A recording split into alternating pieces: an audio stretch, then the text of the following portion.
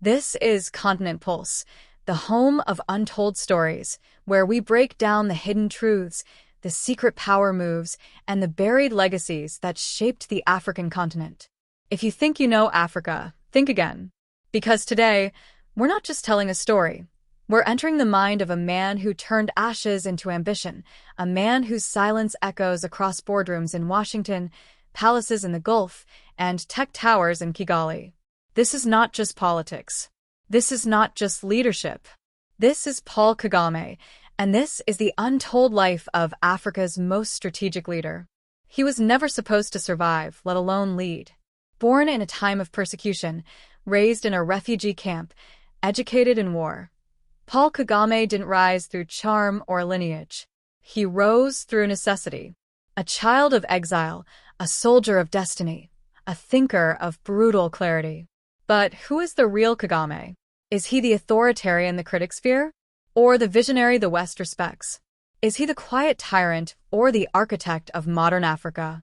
And beneath the firm speeches and calculated moves, who is Paul Kagame as a husband, as a father, as a grandfather? This is the side of Rwanda's leader no one talks about, the personal Kagame, the strategic mastermind, the man building the Singapore of Africa while the world watches and wonders. Paul Kagame was born on October 23, 1957, in Tambwe, southern Rwanda. But he wasn't born into a stable home. He was born into chaos. 2 years later, ethnic tensions exploded into a massacre that forced his family, along with tens of thousands of other Tutsis, to flee to Uganda. Kagame was just a toddler. That journey, from homeland to exile, would define his life. He grew up in a refugee camp in Shangarizi, Uganda, not just stateless, but invisible. A boy without a country. And from that invisibility, something dangerous began to grow. A need, a fire, a plan. By the time he was a teenager, Kagame was reading military strategy like others read comics. Machiavelli, Sun Tzu. He studied not just how to fight wars, but how to win them before they begin. Friends say he rarely smiled. He was always thinking, observing, analyzing. It wasn't charisma that made him a leader. It was calculation. And he would need it because the fight for Rwanda was only beginning. In 1980, Kagame joined Yoweri Museveni's National Resistance Army in Uganda, helping to overthrow the dictatorship of Milton Obote. It was here Kagame cut his teeth in guerrilla warfare, military intelligence, and silent influence. But even in victory, Kagame's eyes were always set on Rwanda. In 1990, he co-founded the Rwandan Patriotic Front, RPF, an armed movement to return Rwandan exiles to their homeland and overthrow the Hutu-led government. 4 years later, the country was plunged into hell. The 1994 genocide against the Tutsi killed over 800,000 people in 100 days. The world watched and did nothing.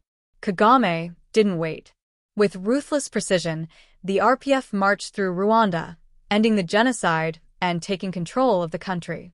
Kagame, then just vice president and minister of defense, was the de facto leader. The world expected chaos. But Kagame had other plans. Fast forward 3 decades later, and the man once labeled a rebel now walks with global CEOs, shakes hands with U.S. presidents, signs deals with China, and builds fiber optics through hills that once ran with blood. Kigali, the capital, is now called the cleanest city in Africa. Crime is nearly non-existent. Corruption is low. Investment is high. Rwanda, a nation once defined by genocide, is now a case study in transformation. But this miracle came with a price, and Kagame has never denied it. He once said, "We chose order over chaos, discipline over disintegration." His critics call him authoritarian. His allies call him pragmatic. But one thing is clear, Kagame is not here to win popularity contests. He's here to win the future. But let's step away from the battlefield. Step away from the boardrooms. Who is Kagame at home? As a man? As a human? Behind the presidential speeches and diplomatic receptions lies a man of extreme privacy. Married to First Lady Jeannette Kagame since 1989, theirs is a quiet but powerful partnership. Jeannette isn't just Rwanda's First Lady. She's a fierce advocate for health, women's rights, and family restoration. The Kagames have 4 children, including Ivan Kagame, a U.S.-educated entrepreneur and advisor. Those close to Kagame describe him as a strict father, but a present one. He rarely shows public affection, but his values are rooted in family, discipline, and legacy. And now, as a grandfather, Kagame is more reflective. Sources say he often speaks about preparing Rwanda not just for the next 5 years, but the next 50. And part of that preparation lies in something unexpected: sports. Kagame is a basketball fanatic, not just a casual fan, a courtside visionary. Under his leadership, Rwanda built the BK Arena, one of Africa's top indoor sports complexes. He partnered with the NBA to launch the Basketball Africa League, making Kigali its central hub. But this isn't about hoops. It's about youth, empowerment, nation branding. Kagame understands that sports speak to the soul of the youth, and youth are Rwanda's biggest asset. In Kagame's Rwanda, basketball isn't just a game. It's a strategy. And strategies are what Kagame lives for. He's often compared to Singapore's Lee Kuan Yew, a man who also ruled with an iron fist but lifted a nation out of poverty. Kagame has forged deep ties with Silicon Valley, attracting investments from Google, Facebook, and Zipline, a drone company now delivering medical supplies across Rwanda. He's hosted CHOM, the World Economic Forum, and the Commonwealth Games. Rwanda now ranks among Africa's most business-friendly countries. And this isn't by accident.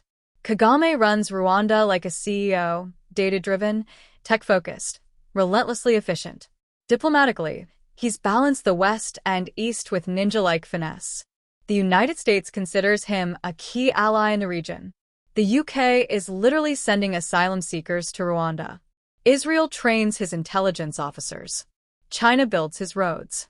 The UAE signs his tech deals. And France? After decades of tension, President Macron openly praised Kagame's leadership. In a world of shifting alliances, Kagame plays the long game, always 2 moves ahead. But all this raises a dangerous question. How much control is too much control? Kagame's government has been accused of cracking down on dissent, limiting media freedom, and targeting exiled opposition. Human rights groups raise alarms. Kagame, unbothered, replies, "There's no textbook for rebuilding a nation after genocide. We're writing our own." And maybe that's the most terrifying and brilliant part of Kagame's mind. He doesn't play by global rules. He rewrites them. And the world, grudgingly or not, follows his lead. Inside Rwanda, opinions are split but controlled.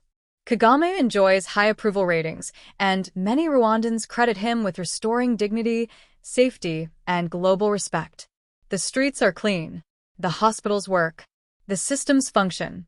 But beneath the surface lies a deeper question. What happens after Kagame? He's now 67.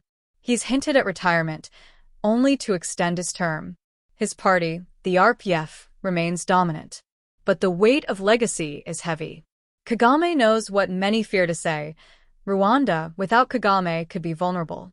So he's building institutions, nurturing talent, and carefully grooming a new elite, not to replace him, but to continue the mission.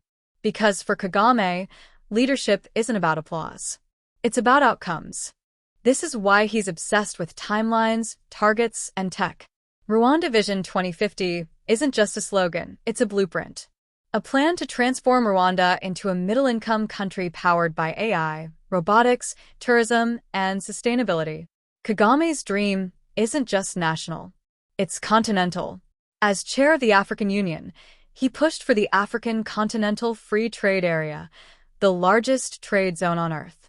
He's spoken at Harvard, Davos, and the UN not to beg but to lead. And unlike many African leaders, Kagame isn't trying to copy the West. He's trying to compete with it. So, who is Paul Kagame? He's the soldier who refused to surrender, the exile who built a nation, the father who leads with silence, the president who governs like a strategist. He is feared by some, respected by many, and ignored by none. He doesn't seek popularity. He seeks results. And whether you admire him or oppose him, you cannot ignore him. Because Kagame isn't just shaping Rwanda. He's rewriting the African playbook, one policy, one deal, one generation at a time. But here's the final twist. Kagame's silence may be louder than his speeches. His power lies not just in what he says, but in what he chooses not to say. What happens when he finally steps down? What happens to Rwanda, to Africa, to the alliances he's built? Who takes the throne when the king retreats? Because one day, Paul Kagame will leave office. But his legacy? That may only just be beginning. And if this story shifted the way you see African leadership, if it made you question the narratives you've been told, then don't just watch. Join the movement. Hit that subscribe button and turn on notifications, because here on Continent Pulse, we bring you the real Africa, the bold, the buried, the untold. Like this video if you believe Africa deserves leaders with vision. Comment below, is Kagame Africa's future blueprint or a dangerous exception? And share this video with someone who thinks they know Rwanda, because chances are they've only scratched the surface. The algorithm doesn't show Africa's true stories, but together we will. This is Continent Pulse. This is our continent, and we're just getting started.